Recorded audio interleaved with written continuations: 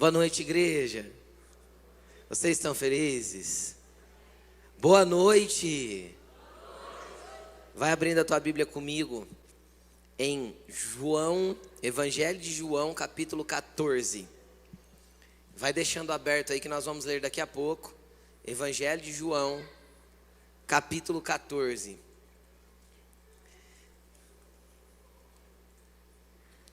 Eu ministrei essa palavra ontem e eu estive orando hoje à tarde e veio muito forte no meu coração de ministrar lá novamente, porque eu acho que tem muito a ver com tudo que nós viemos falando nas últimas semanas a respeito de paternidade geracional, né? Então tem muita ligação. Por quê? Porque existe também um posicionamento dos filhos, né? E nós podemos ser filhos proféticos. Quem quer ser filhos proféticos aqui, diz amém. Amém? Amém? Vamos tomando nossos lugares agora, vamos assentando. Amém?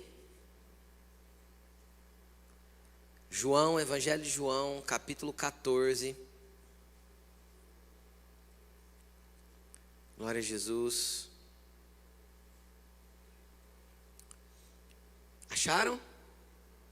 Segura aí que nós vamos ler daqui a pouco. Eu quero pedir para a Amanda, por favor, coloca para mim Gênesis capítulo 1, versículo 1. Quero ler com você esse versículo primeiro. Esse a maioria das pessoas sabem de cabeça. No princípio, vamos juntos, 1, 2, 3.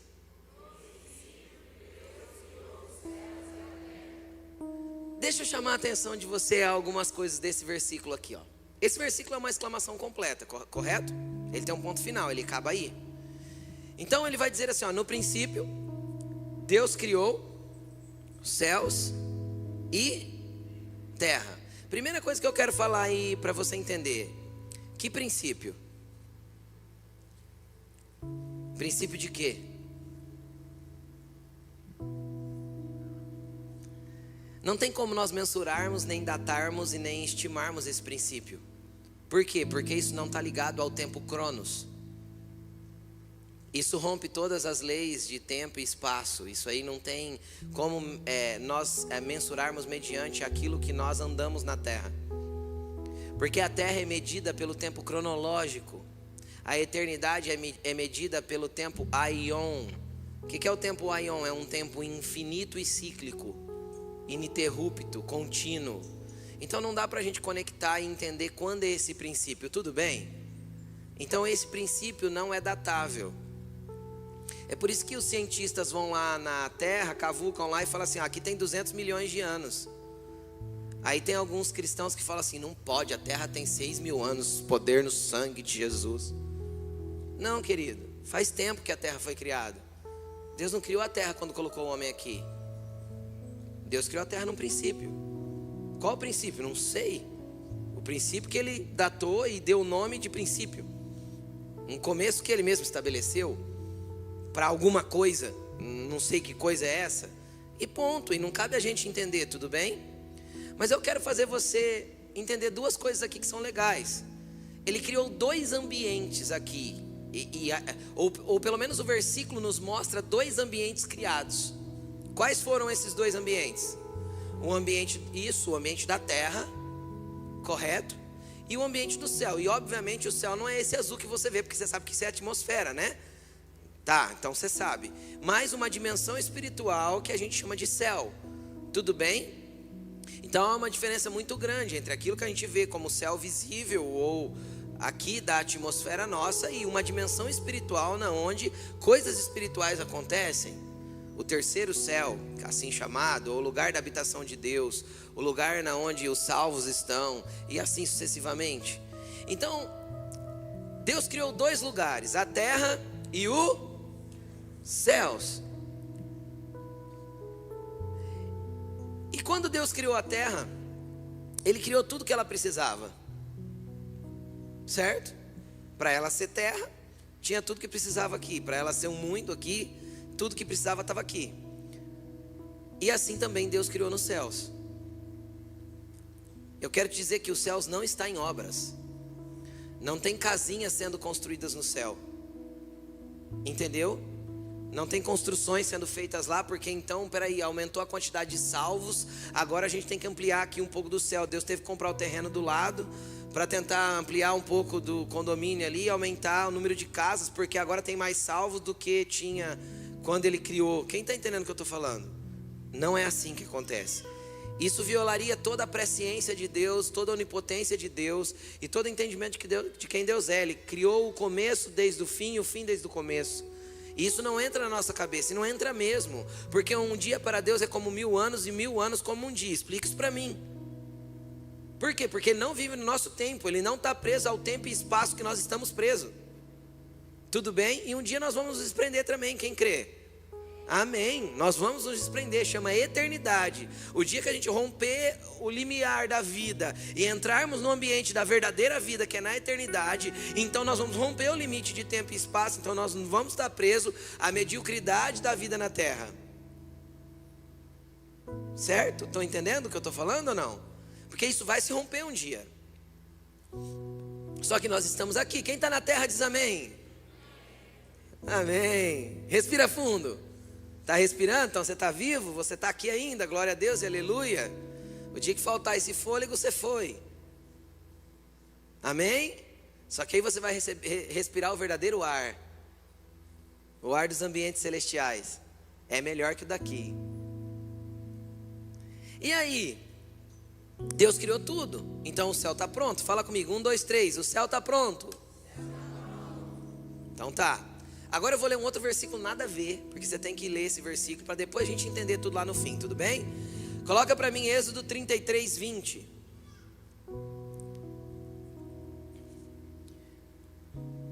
E acrescentou, Deus estava conversando com Moisés.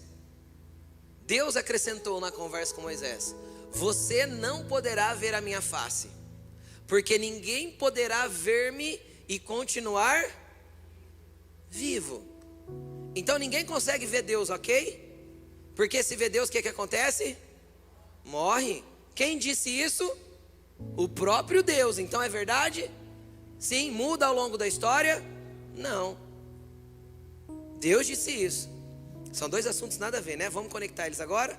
João, capítulo 14, versículo 1.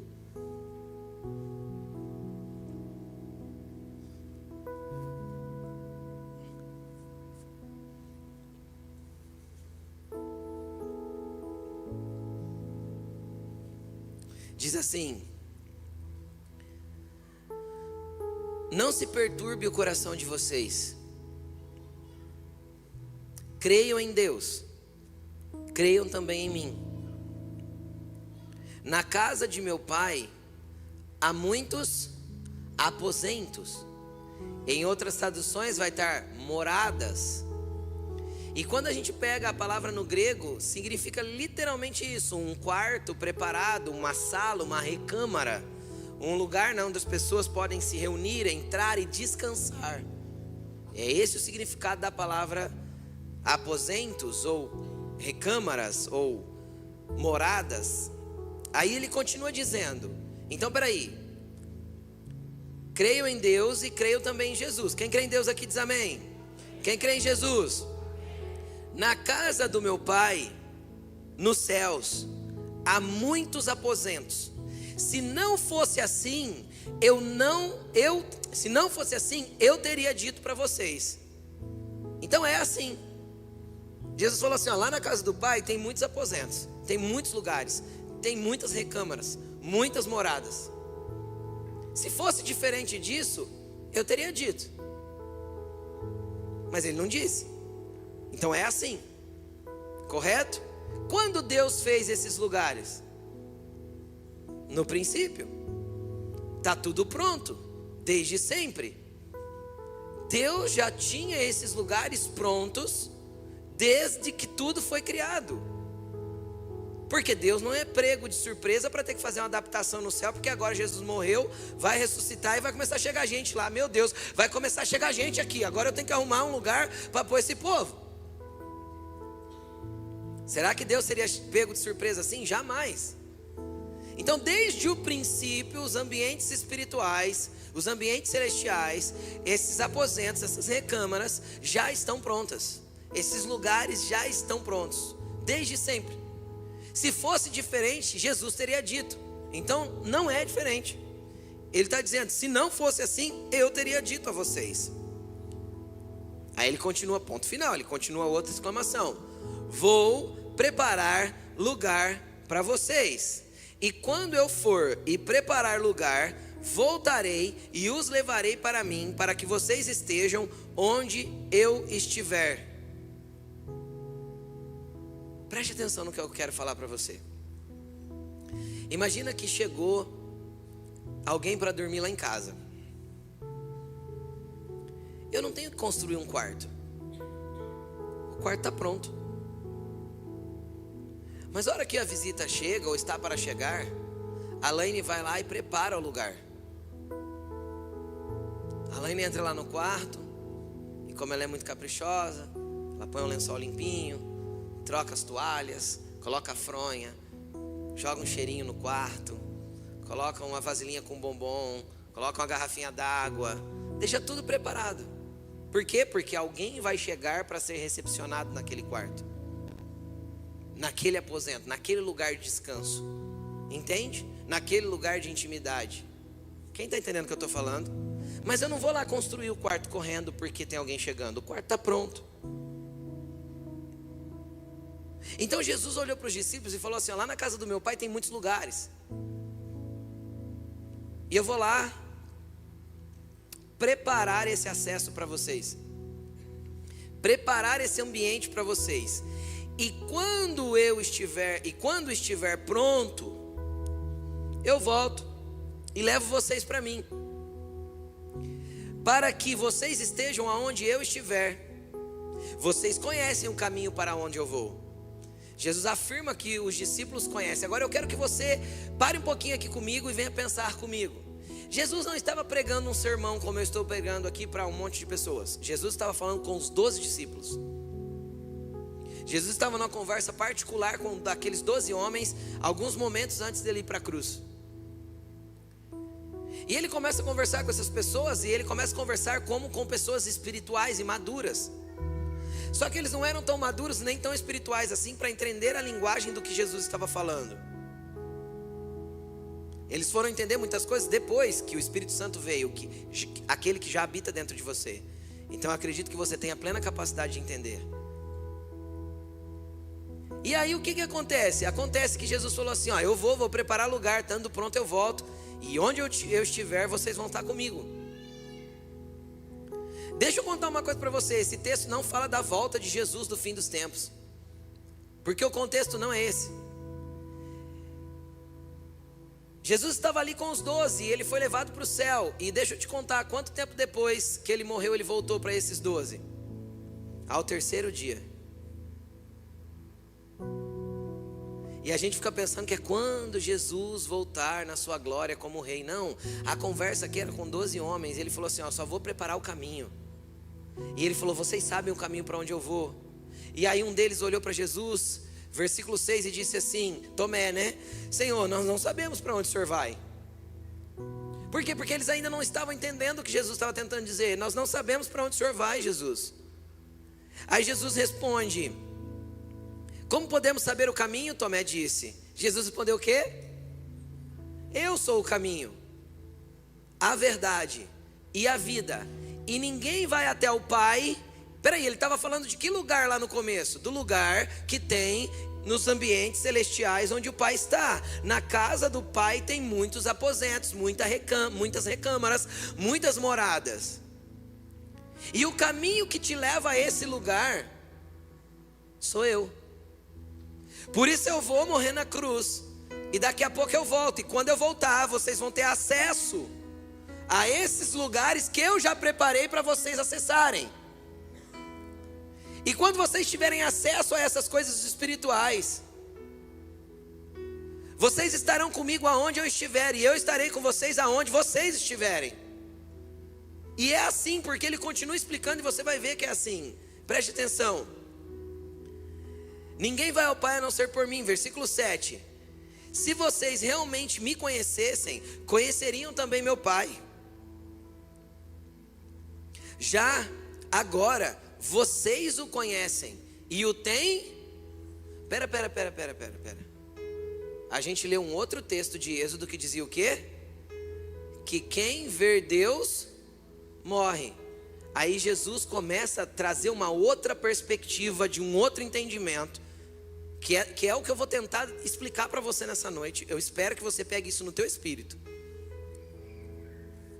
Jesus começa a descrever e explicar o seguinte: olha, vocês conhecem o Pai e vocês já têm visto o Pai. Disse Filipe: Senhor, mostra-nos o Pai, e isso basta. Quem quer ver Deus aí? Diz amém. Já nem sabe, né? Será que eu vou ter que morrer? Será que eu vou poder ficar vivo? Jesus respondeu: você não me conhece, Filipe? Mesmo depois de eu ter estado com vocês durante tanto tempo, quem me vê, vê o Pai. Como você pode dizer, mostra-nos o Pai? Você não crê que eu estou no Pai e o Pai está em mim? Era o que Jesus estava tentando explicar para eles, que aconteceria com eles também. Olha, eu vou preparar um ambiente, vou deixar pronto, e vocês vão poder acessar esses lugares. Então vocês vão estar aonde eu estou comigo, e eu estarei onde vocês estão. Então o que Jesus estava falando? Isso é um paralelo que Deus habita em mim, mas eu habito em ambientes celestiais com Deus, e esses lugares estão prontos para que eu possa acessar. E isso parece uma loucura às vezes para alguns aqui. Sabe por que parece loucura? Porque nós nunca tivemos a curiosidade de orar e dizer: Senhor, eu quero acessar ambientes espirituais. O Senhor diz que tem lugares lá de descanso, tem lugares de unção, tem lugares de paz, tem lugares de todo quanto é tipo de ambiente espiritual que eu preciso aqui para a terra. Está preparado já na tua presença, e existe um caminho para eu chegar lá, e esse caminho, Jesus, é você. E se eu for por você, eu te vejo, eu te contemplo. E quando eu contemplo Jesus, quem que eu contemplo? O Pai. Só tem um detalhe verdadeiro: ninguém pode ver a Deus e permanecer vivo. A gente leu isso. Deus não mente no que diz, não volta atrás, não muda. Isso é uma verdade imutável. Só que a gente pensa, às vezes, a gente pensava, ou todo mundo pensava até Jesus, que o aspecto de morrer tinha que ser físico.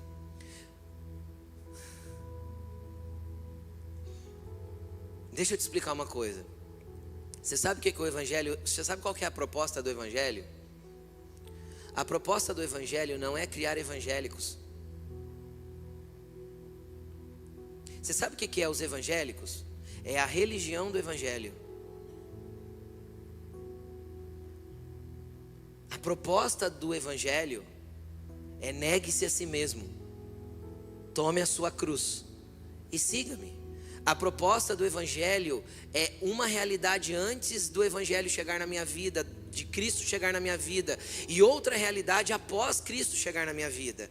É uma vida antes e a verdade de uma nova vida a partir de Cristo. O problema é que hoje existem as pessoas evangélicas, na qual elas frequentam a religião evangélica, mas não há realidade de uma mudança de vida. Elas continuam fazendo as mesmas coisas, gostando das mesmas coisas, frequentando os mesmos lugares, tendo o mesmo palavreado, falando as mesmas besteiras, praticando as mesmas obras iníquas, sendo fornicadores, vendo as mesmas pornografias, fazendo as mesmas coisas, e eles se intitulam evangélicos, e eles acham que eles estão preparados para estar com Jesus.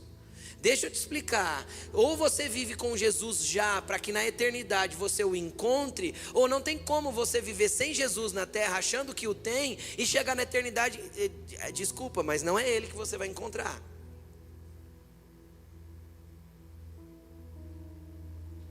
Por quê? Porque a gente criou uma religião a partir do Evangelho, e o Evangelho é a realidade de uma nova vida. Se eu não tenho uma vida antes de Cristo e uma após Cristo chegar na minha vida, a verdade é que eu nunca nasci de novo. Eu frequento uma igreja, mas não tenho novo nascimento, porque o novo nascimento é um marco zero para mim da realidade de uma nova vida. As coisas velhas se passaram, eis que tudo se fez novo. É assim que o apóstolo Paulo se define. É uma realidade antes e outra depois. É uma realidade até Cristo chegar e outra depois que Ele chegou.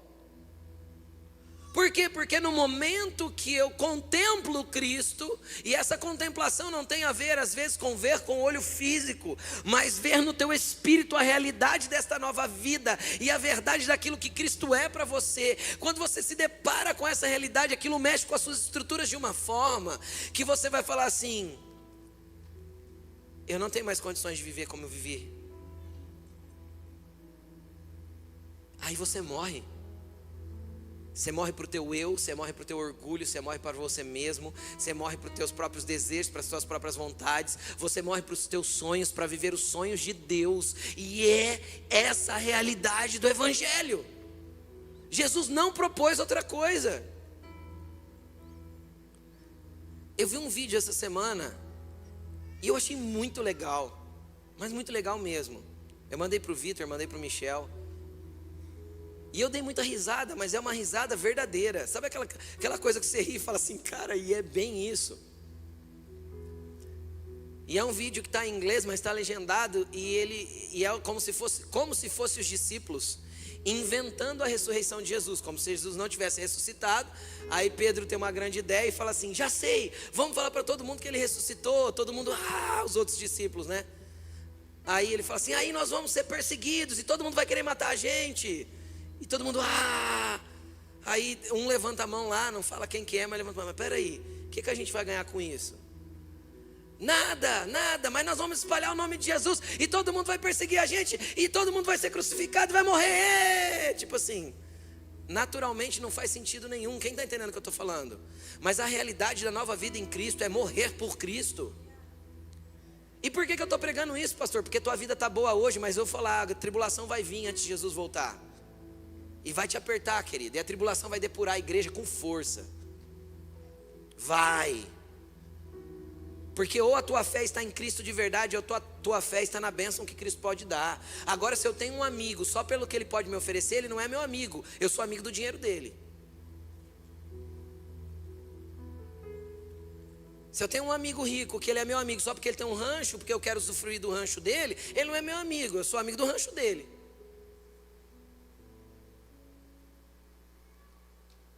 E quantas pessoas estão na igreja interesseiras?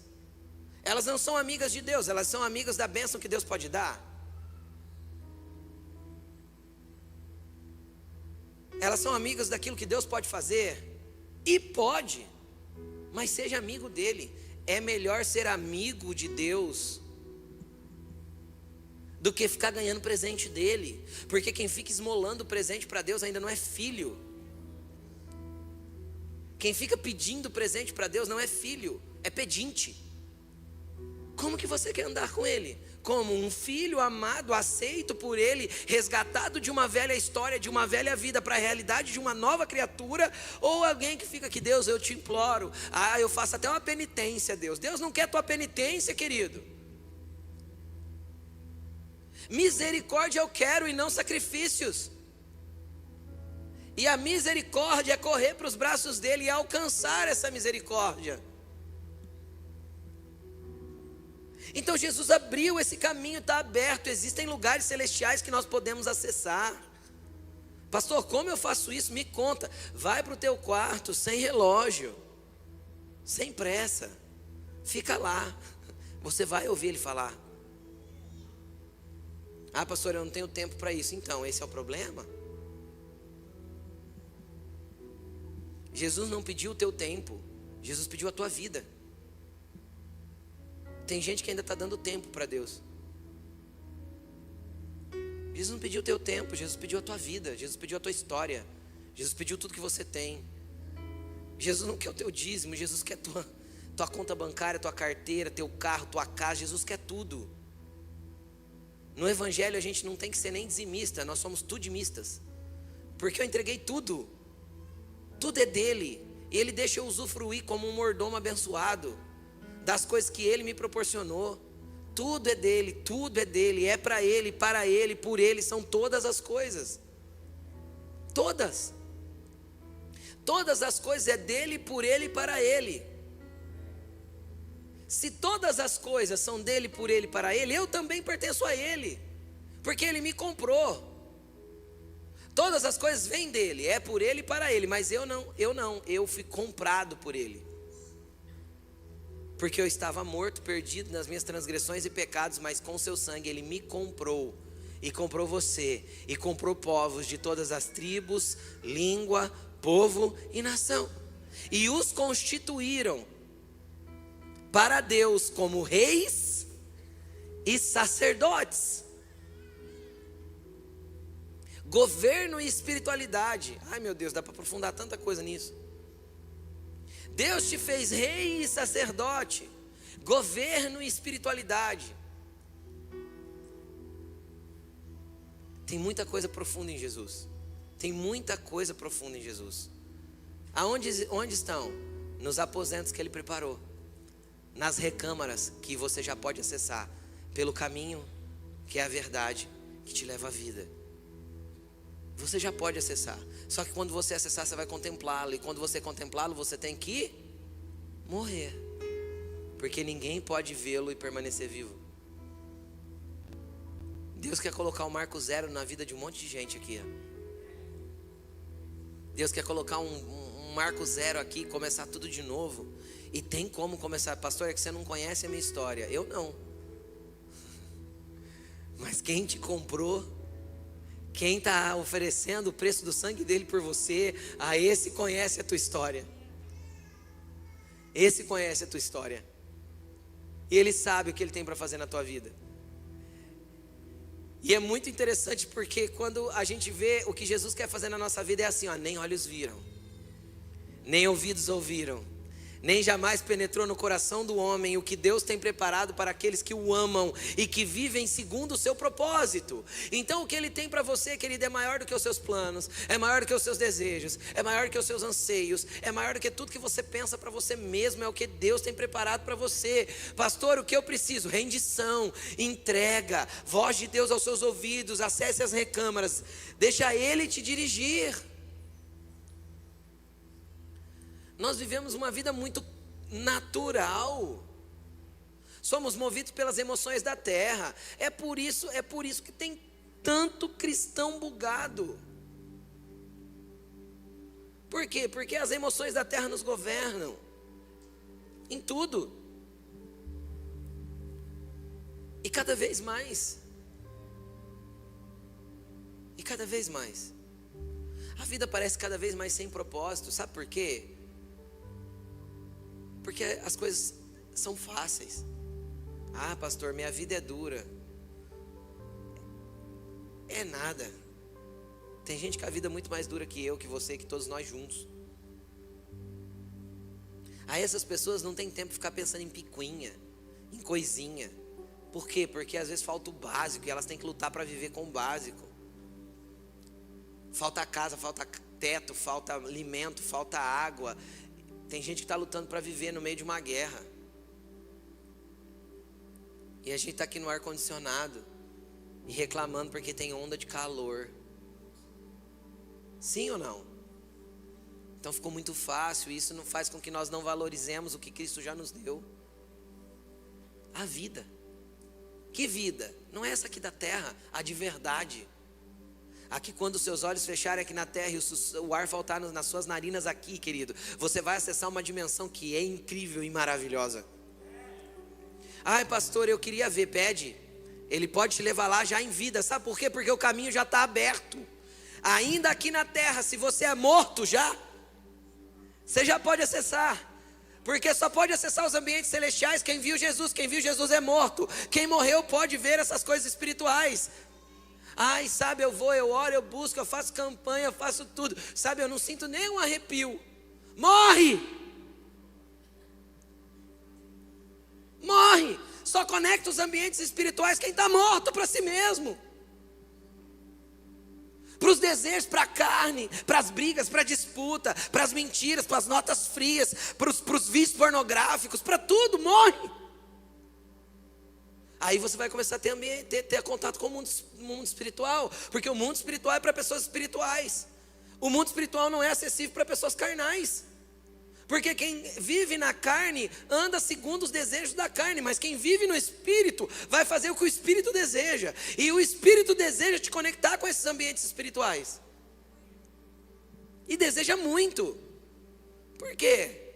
Porque uma pessoa conectada com os ambientes espirituais, cara, não consegue não fazer nada para Deus aqui embaixo. Não tem como. O Senhor está à procura dos Paulos dessa geração, dos Pedros, ousados e barulhentos. Cara, Paulo chegava em Jerusalém, a acusação era: esse é o cara que está virando o mundo de ponta cabeça. Um homem sem carro, sem microfone, sem nada do que nós temos hoje, virava o mundo conhecido de ponta cabeça. E a gente? Ó céus, ai meu Deus, estou sofrendo. A gente sofre porque não tem propósito ou está desalinhado com Ele. A gente sofre porque não tem causa de Deus na nossa vida ou está desalinhado dela. A causa de Deus está para um lado, a gente está indo para o outro. Vai sofrer? Vai sofrer, gente. Deus quer levantar uma geração de homens e mulheres dispostos a morrer, perder tudo, para achar tudo. Perder tudo para achar tudo. O apóstolo Paulo falou assim: em nada eu tenho a minha vida como preciosa, porque tendo tudo eu deixei tudo e considerei tudo como esterco. Você sabe o que é esterco, né? Cocô, fedido. Considerei tudo que eu sabia como isso, porque eu encontrei a Cristo. E na realidade dessa nova vida, já não sou eu mais quem vivo, mas Cristo vive em mim. A vida que eu agora vivo, através desta carne, eu vivo ela pela fé que tenho no Filho de Deus. Cara, isso é muito amplo, isso está nas escrituras todas, está em todo o evangelho. Isso é pregação de Pedro, Paulo, Jesus, de todo mundo. Só que a gente criou uma religião chamada evangélicos.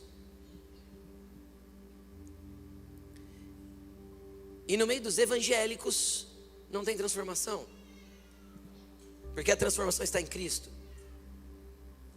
A transformação está no ponto zero da tua nova vida. Está quando você tromba com algo que é irresistível, insuportável, transformador e que mexe com toda a essência do teu ser. Sabe o que é encontrar Jesus? Eu gosto, o Vitor dá esse exemplo. Encontrar Jesus, querido, é você em cima de uma Bis 125 2008, batendo de frente com um bitrem a 180 por hora na descida. Sobra alguma coisa? Não tem que sobrar. Não sobra nada, porque sobra só a realidade da tua nova vida. Quem está entendendo? É isso. Ele é muito grande, muito imenso e muito... É uma comparação ridícula, mas é isso. Ele é muito grande, muito imenso, muito profundo, para poder eu bater nele e mexer com ele, como se eu pudesse mexer o que Cristo pode fazer para mim. Mas quando eu bato nele, não sobra nada de mim, para que a realidade da vida dele governe a minha. Ele ensinou isso, falou: está aberto o lugar para vocês. Eu vou. Aí Felipe: Senhor, me mostra o Pai. Jesus acho que deu uma coçada na cabeça e falou: Felipe, faz 3 anos e meio que eu estou com você e você me pede para mostrar o Pai. Felipe, quem me vê o Pai. Sabe por quê? Porque o Pai está em mim e eu estou nele. Felipe, essa é a realidade que eu vou inserir vocês. Eu vou estar em vocês e vocês em mim. Quando? Todos os dias até a consumação dos séculos. Não tem fim. Entende? Não tem como Jesus te abandonar. Quem morreu uma vez, querido, não tem mais escapatória. Quem foi estragado por Jesus uma vez, nunca mais se perde. Já era. Eu posso estar em qualquer... eu entendo Davi. Se eu construir a minha casa no mais alto monte, ele vai estar lá. E se eu fizer a minha cama entre as sepulturas, ele vai estar lá também. Se eu pegar um barco, atravessar o mar e for para o outro lado da terra, ele continuará lá. Para onde me irei do teu espírito? Para onde fugirei da tua presença? Não tem como. Por quê? Porque você foi comprado e é precioso. Ninguém perde algo precioso. Você é precioso para Jesus. Você é precioso para Jesus. Eu quero ler um último texto. Efésios capítulo 2.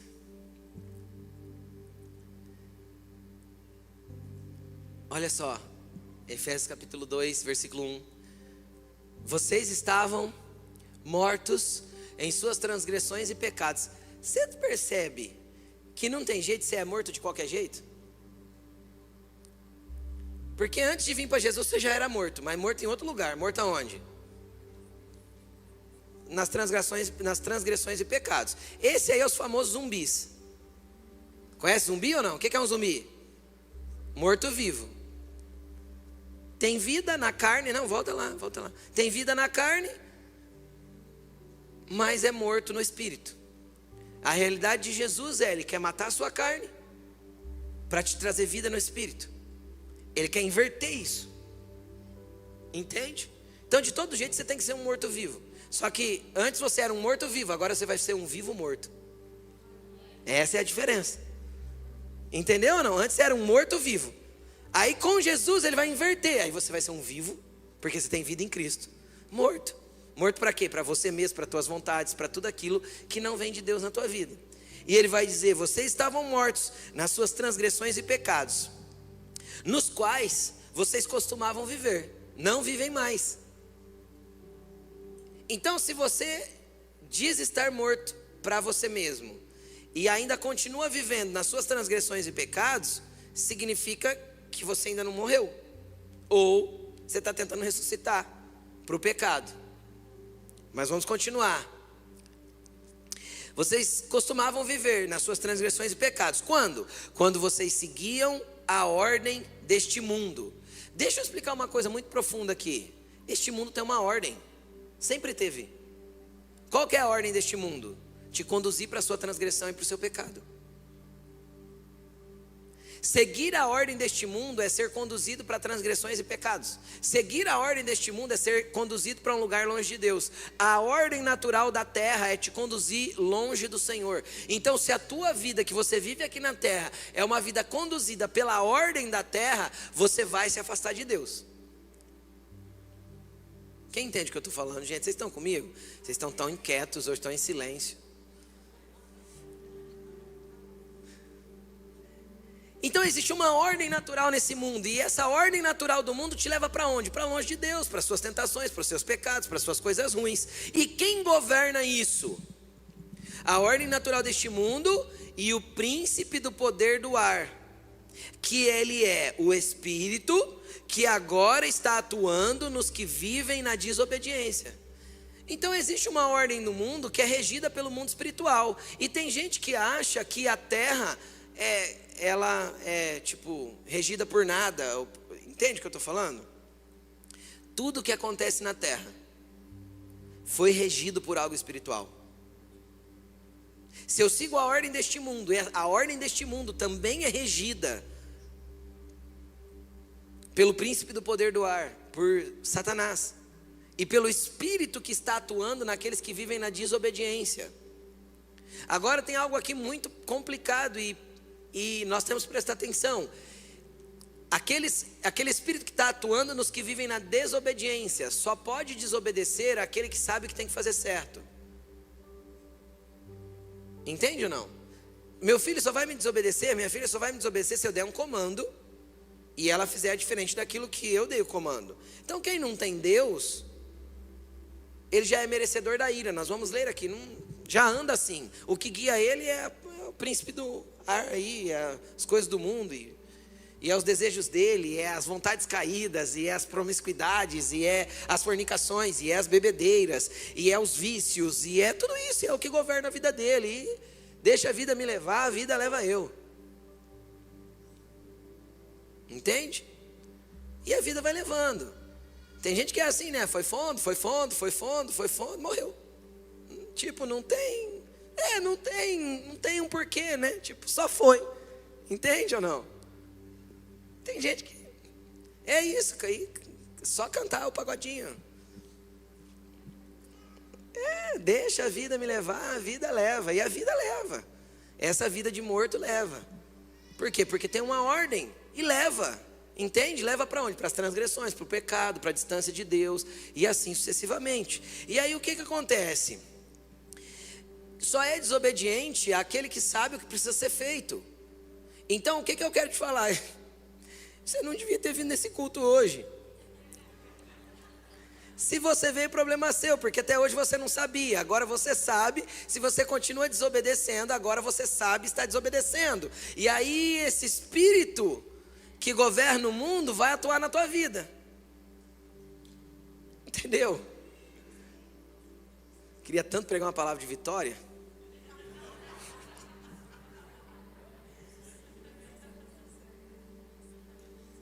Mas é essa a maior vitória que pode haver na vida de uma pessoa. É a maior vitória.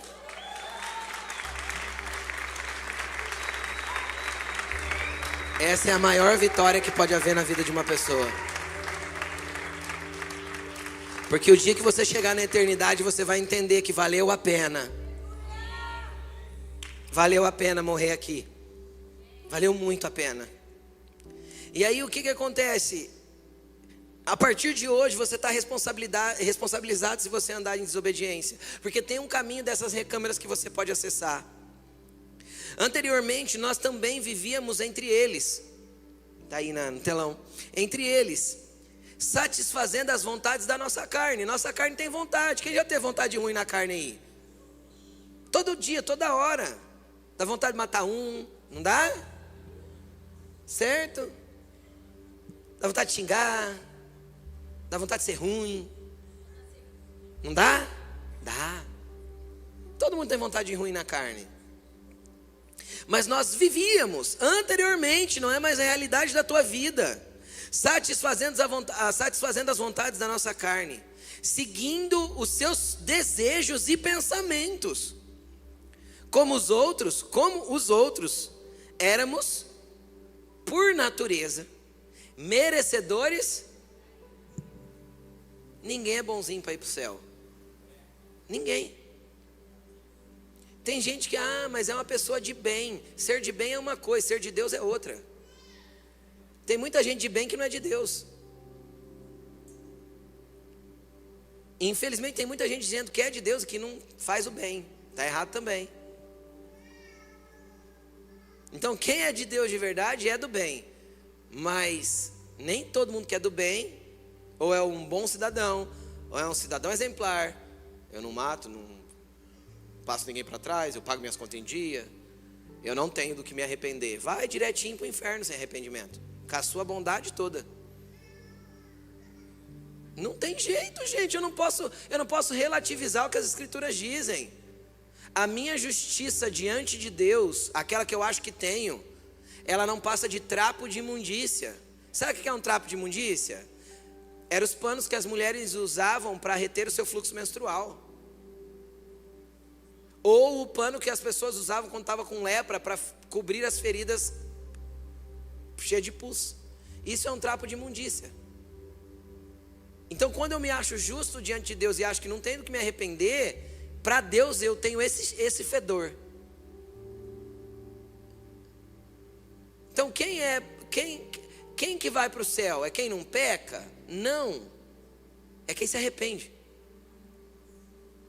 É quem se arrepende, volta atrás, não peca mais. E se falhar, vai se arrepender todas as vezes. Entenderam? O céu é para os esquisitos mesmo. É para os que entendem o tamanho que Deus tem e a insignificância que temos. Entende? É para esses. Não é para quem é evangélico. Até porque Deus não é evangélico, graças a Deus. Deus não é evangélico, Deus não é católico, Deus não é espírita, Deus não está em religião. Deus não tem caixinha que a gente possa colocar ali dentro e tentar encaixar. Deus transcende tudo isso. Deus está salvando onde a gente acha que tem gente morrendo. Deus está colhendo frutos e vidas em lugares que a gente pensa que não tem como o evangelho ser propagado. Deus está fazendo, é a gente que está parado e achando que Ele tem que fazer por nós, quando nós deveríamos estar fazendo por Ele. Entende? É isso. Aí ele continua dizendo: todavia, entretanto, portanto, Deus, que é rico em misericórdia. Quem pode dar uma glória a Deus? Pelo grande amor com que nos amou, deu-nos vida com Cristo. Então não tem vida sem Cristo. A vida é só com Cristo. Porque a vida Ele nos deu com Cristo. Fora de Cristo não tem vida, apenas existência. Tem um monte de gente existindo e achando que está vivendo. Não está apenas existindo. E um dia vai deixar de existir. Mas com Cristo nós temos vida. Deus nos deu vida com Cristo. Quando? Quando ainda éramos mortos em transgressões. Ou seja, não tem a ver com a gente, tem a ver com o que Ele decidiu fazer por nós. E às vezes você está morto nas suas transgressões. Hoje Ele está falando: eu tenho vida para dar para você. Você só precisa olhar para mim e falar: eu quero acessar esses lugares, eu quero te conhecer, eu quero entrar pelo caminho, até conhecer a verdade, até que eu encontre essa vida. Porque é isso que Ele é, o caminho, a verdade e a vida. E Ele vai continuar: pela graça vocês são salvos. Deus nos ressuscitou com Cristo. Nos ressuscitou da onde, gente, se nós não morremos ainda? Nos ressuscitou da morte que tínhamos no pecado e nas transgressões. Nos trouxe para a vida. Estávamos mortos e agora nós morremos para nós, para ter vida com Ele. Então vou repetir: antes você era um morto vivo, agora você é um vivo que morre para você mesmo. Vamos continuar. Deus nos ressuscitou com Cristo. Agora isso aqui é a parte mais impressionante.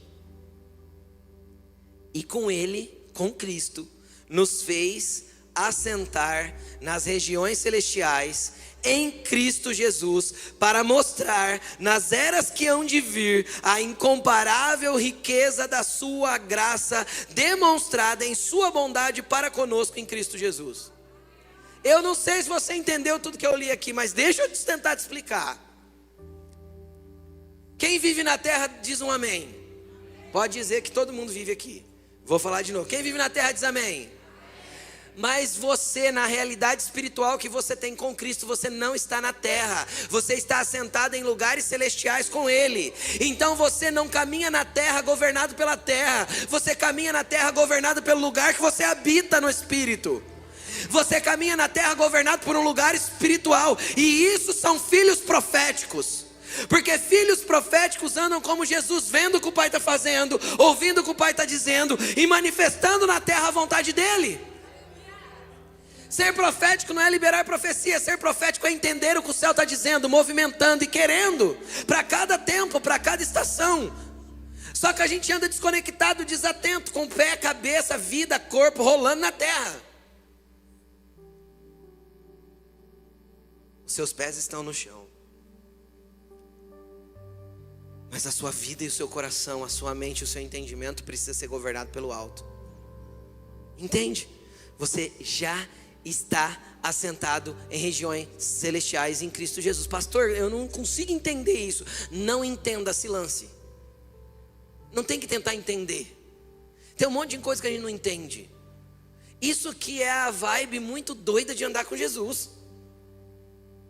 Por isso que a Bíblia fala assim, ó, não vos embriagueis com vinho, mas enchei-vos do...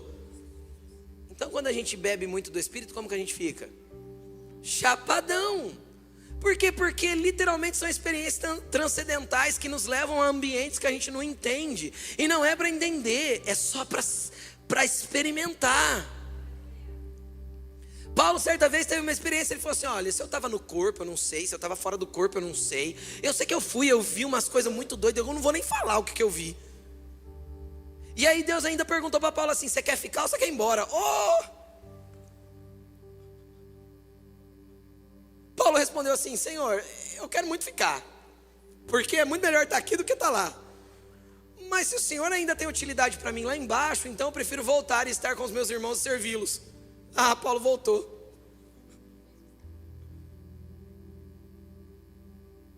Isso é consciência de realidade de quem é em Cristo, entendeu? Ele podia ter dito para Deus: não, Senhor, eu quero ficar. Aqui está muito melhor que lá. E ele não consegue nem dizer se foi no corpo ou fora do corpo. Ou seja, como que ele estava, gente? Chapado. Aí a gente fica: eu vou na igreja, será que lá tem aqueles negócios de arrepio? Será que o povo treme? A gente fica preocupado com que tipo de manifestação Deus quer fazer. Cara, só se lança, pelo amor de Deus. Tem lugares espirituais poderosos para você acessar. Entende? Vai para o teu quarto e fala para o Senhor assim: Senhor, é o seguinte, eu não sei orar, não tenho nada para dizer, mas eu não vou sair daqui até que o Senhor faça alguma coisa na minha vida. Foi o que Jacó fez, cara. Você quer um cara mais ruim que Jacó? Jacó era um cara desarrumado de ruim. Dava nota e pingo-dava, passou todo mundo para trás. Até que ele achou um sogro pior do que ele. Que é assim, para todo Jacó Deus levanta um Labão. Chega, o Labão chega. Fica tranquilo, para todo espertão Deus levanta um para dar um nó pior que ele na cabeça dele. E Jacó ficou naquela vidinha medíocre até o dia que ele parou na beira do rio Jaboque. O dia que ele parou ali, ele passou a família toda e falou assim: agora vocês vão ali na frente e me esperam, porque esse momento aqui, na onde eu passo da minha velha vida para a realidade da minha nova vida, porque daquele vale para frente era o lugar que ele tinha que voltar, que ele nunca devia ter saído. Entende? Tinha um limiar de divisão, ele não podia passar do mesmo jeito.